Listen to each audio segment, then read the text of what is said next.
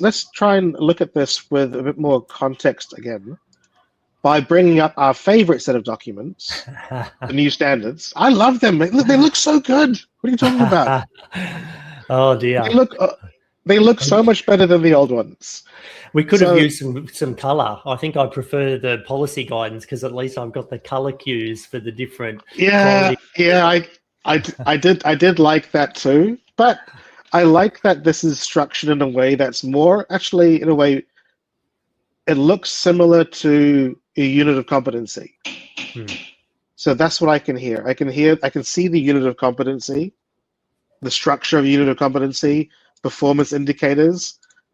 I like that they're trying to make it recognizable, but at the same time, it's still the standards. It requires a lot of interpretation.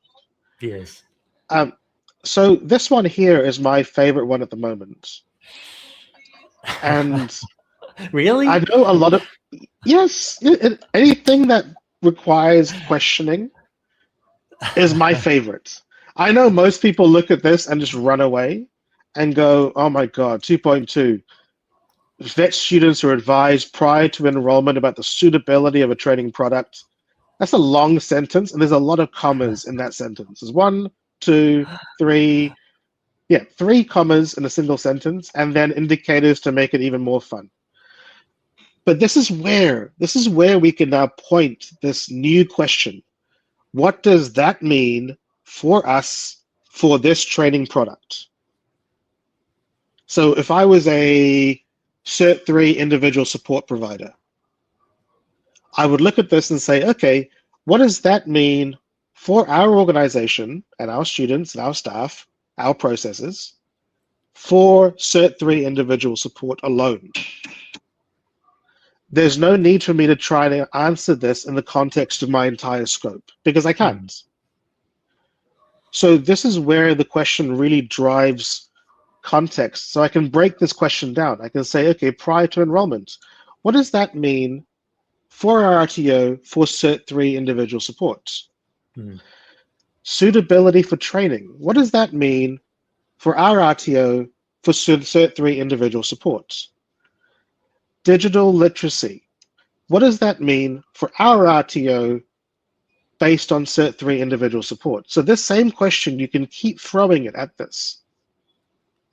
And you can actually start answering it now. You can actually start saying, well, actually, the digital literacy requirements for Cert 3 individual support for our organization requires access to internet, access to logging onto a web-based platform like an LMS.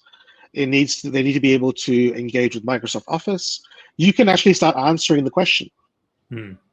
Because you've narrowed it down to such a sharp context, saying, what does this mean for our RTO for this single training product? This no longer looks like hieroglyphics. Yeah, I agree completely. And that's the first step. I agree completely. I love this. Let me jump in here and just add to your concept. I think this is really, really powerful. And the way that you just broke that down on the standard is also really powerful with this single question. You mentioned before that, legislation requires interpretation, and that's absolutely true. But I would say that there's less interpretation required for these standards than in any of the other standards that we've had in the last 30 years. And I go right back to ARF. So in the 90s, if we think about ARF or AQTF 2, 5, 7, 10, NVR 12, standards 15, and now standards 25, these are, I would suggest, the clearest standards of any of the standards that we've had in the last 30 years. Doesn't mean that providers necessarily like these or necessarily are able to fully understand and implement them easily, but this is where your question comes in.